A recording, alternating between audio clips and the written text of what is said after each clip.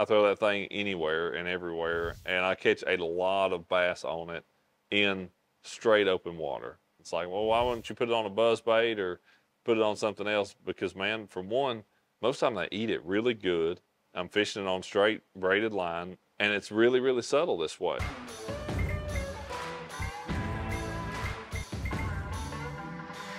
Hey everybody, welcome back to the technique of the month. Welcome back to the garage and talking about fishing in September. And this, everybody's going to say, oh man, September is the worst month to be out there bass fishing and it's really hard. And the best thing about September might be September 1st and shooting doves. But you can still catch bass in September, and it's honestly a month that I've had quite a bit of success. We don't fish a whole lot of major events then, but I have earned a few wins in September, typically out of an aluminum boat. But there are definitely ways that you can still catch bass this time of the year. For me, and the title of this video, the technique of the month, is super shallow, super shallow. Catch so many fish really, really shallow this time of the year. I think let's kind of talk a little bit about what happens. I feel like once you get into September is that, a lot of places are starting a little bit of a drawdown. Some places it's drastic like it is here in East Tennessee, where the water may start dropping 4 to 6 inches a day on some of our lakes. Other places it may just drop, 3 or 4 inches or maybe a foot across the whole month. But either way, you typically are dealing with a little bit lower water in September in most of the country. And some of that could just be natural, just naturally dry from throughout the summer. And so just a natural kind of, whether it's just evaporation or just the water levels dropping. It's pretty typical that September for a lot of the country, other than a hurricane, is a pretty dry month. And when that happens, I feel like those fish that have been, July, August, those fish that were up in shallow cover, a lot of that cover kind of starts getting eliminated. The water's falling out of it. There's not as much cover in the water in some of those places, as well as those fish that were deep most of the summer. It's gotten hot. The water levels may have, you may have had a thermocline really set up, and that thermocline has kind of moved shallower all summer. And so truthfully, the most oxygen that's in the water may be really, really shallow. So those fish that are trying to seek out oxygen are just going to go shallower as well too. So for me, that's why I feel like September is a great time of the year, whether you're way up a river or you're in the main part of the lake, to just fish shallow and fish whatever cover is left in the water. And that can be a good way to catch some fish. If you've got a little bit of green cover left in the water, it just makes it all the more better. This is a good time of year to sink really shallow brush piles, or if your lake allows you to be able to cut laydowns down and put some really shallow brush out there in the water with fresh green leaves on it and stuff. This is the time of year where you can really do well doing that kind of stuff too. But wind becomes a big part of it because it does stir up the surface. It will create a little bit more oxygen. And it's not that the fish are going to swim across the lake, in my opinion, to go find that, but the fish that are in that environment are going to be a little bit more aggressive and a little bit easier to catch. So, looking at those environmental factors of what you've got from wind and rain and any of those kind of things can certainly help you eliminate water or find water that should be a little bit more productive. So the actual baits, kind of got 2 baits for this technique of the month. One is just a soft plastic toad, just your simple, just a toad rigged on a 4/0 VMC heavy duty wide gap hook. This one is not one of the ringed hooks. I typically actually use, when I'm fishing a toad, that ringed VMC hybrid wide gap in a 4/0. That ring on the top doesn't, in my opinion, do anything for the action of the bait, okay? But it's a little bit of something extra up there for that nose of that toad to grip onto, and I think it keeps it up on that hook a little bit better, so that when a fish eats it and I set the hook, it doesn't pull down on the shank of the hook and ball up and cause me to miss that fish. It keeps that toad a little bit more secure up on the nose of it, and allows me to hook fish a little bit better that way. And just going to rig that thing up on there where it's nice and straight, just barely cover that hook point back up, and then you're all set. You're good to go. You're gonna look at that and say, well, I guess you're throwing that in grass, or over wood stuff. No, I throw this everywhere. Open water, in grass, skip it under boat docks. I throw that thing anywhere and everywhere, and I catch a lot of bass on it in straight open water. Just, I mean, not around anything else. It's like, well, why wouldn't you put it on a buzz bait or put it on something else? Because, man, for one, most of the time they eat it really good. I'm fishing it on straight braided line, no nothing else. And it's really, really subtle this way. You know, you put that on a buzz bait, you've got the blade, you've got so much else going on. And I catch a lot of fish like that at times. But this time of the year, I'm wanting something very, very subtle. And this, just a straight toad, those little legs back there kicking, the disturbance they make in the water is perfect. It's just enough, and it's a very natural looking profile. When a bass sees that up above its head, just swimming along, it's a very natural profile, not a whole lot of bunch of extra mess going on with it.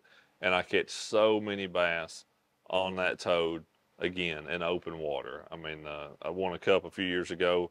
It was in October, but it was down in Texas and on Lake Whitney and Lake Belton. We fished some earlier in that event, going down straight rocky banks, just throwing that toad out in front of me and reeling it back. And man, caught so many bass just in open water off of rocky banks and on that thing. It's incredible. But it's nice too, because if you come up to a lay down, you come up to a boat dock, you come up to any kind of cover, man, that thing is weedless. You just skip it right in there, and I catch a ton of fish around that kind of stuff. So it's a one bait, one application that you can fish in so many different situations. Something that I keep, honestly, a lot for a follow-up just for this. And then if I get in other areas where maybe I'm seeing fish cruising around and I can't get them to bite the toad, or just areas where I know that there's, you know, maybe a wolf pack of fish or something, is a wacky worm. That's the Bass Pro Wacky Sticko. And I'll keep a wacky worm rigged up again for a missed fish occasionally on the toad.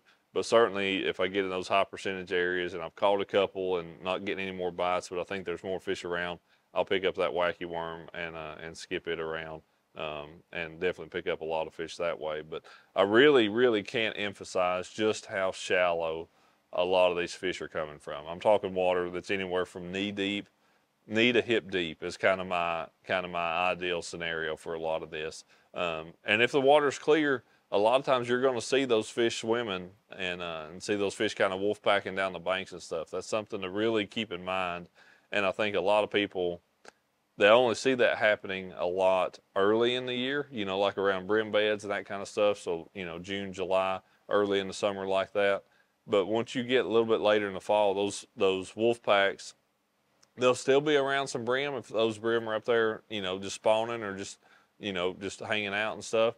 But they'll also be balls of bait that are, you know, really getting up towards the backs of those pockets and that kind of thing.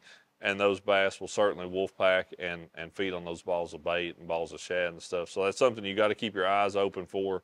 And it's the kind of deal where you may fish through an area, you know, you fish through a couple pockets, and maybe you catch one, but you notice that, man, these couple pockets here really had a lot of bait in them. You go back through there an hour, 2 hours later, and those fish are really feeding on them then. And I've done that multiple times where you think a deal like this, and if you're not fishing around a lot of cover, you fish through an area, you can bust through it, you catch one, you catch two, there's no need in coming back. That is absolutely not the case. So often, there's so many more fish around those areas that you might need to let it rest for 30 minutes and come back, and you may catch 2 or 3. You may catch more on the second pass than you even did the first one. So I've done that lots and lots and lots this time of year. You find a little productive zone, hit that productive zone multiple times throughout the day. Don't keep thinking that the next pocket you're going to go in is necessarily going to be better than the one you just left, because that, if the one you just left had some fish in it, there's way more than you ever caught out of there. So you definitely need to go back through those areas, circle back through them, and you'll notice that maybe the second or third time you fish, it's like, man, I always get to this little corner right here, and I'll catch 1 or 2 on a top water. Well, then that's the kind of place where you want to stop and spend a little bit more time and kind of soak it with a wacky worm or something at that point. So we'll go over the rod and reels here at the end. So for the Wacky Sticko, same setup that I fish all my soft plastics on a spinning rod. It's 7-1 medium action platinum rod, size 30 platinum spinning reel, 10-pound Bass Pro XPS braid. they've redone that XPS braid, man. It is so very good. Match it up with an XPS fluorocarbon leader. For this deal, I'm usually going to start with 12. If I can get by with 12, that's what I'm going to go with. If I need to drop down to 10, then I will on occasion. And then for the Toad, setup on it, Johnny Moore Signature Series 7.2 medium heavy. Man, this is kind of my all-purpose rod anymore. I do so much with that Signature Series, especially in that medium heavy. Excellent rod. A Bass Pro Platinum or Carbon Light, either one, bait casting reel, but an 8:3-to-1 gear ratio. You want a fast reel, and then 50-pound and that XPS braided line on it as well. And again, like I said, they've redone it. Man, it's super smooth. Really good quality braided line that they've got now from that XPS stuff. But yeah, that setup there, man, it's just a dynamite setup. You get you one of those, that Signature 7.2 medium heavy, and it's good for almost anything you want to put on it. But September, get really shallow, get up close to the bank. One final tip, something I should have mentioned earlier that is a really important one. Your casting angle and the presentation, the way that you bring that bait, especially with that Toad, is going to make a difference in catching a couple fish a day or catching a whole bunch of fish in a day. And the big thing with that is making a parallel cast. So those fish, they may not actually be sitting this deep. They may be sitting out off of the bank just a little bit. But if you are going out through there and you're making 90-degree casts at the bank, you're not going to get a lot of bites. If you pull your boat up there and you make a parallel cast down the edge of that bank, that fish has a way better opportunity in its mind to be able to ambush that bait successfully and be able to catch it. So making parallel casts, making your cast down along the side of the bank, side of the shoreline, whatever that may be, those are the kind of casts that you're going to get a lot more bites on. So it's not just about taking this bait, putting it in the water, and the fish are going to jump all over it. You've got to make the right cast with it, and that's a really important part of it. So get the boat in there tight, get the bait in there tight, bring it right down that edge. That's where you're going to catch your fish at. So hope you enjoyed this video, and we will catch you on the next one.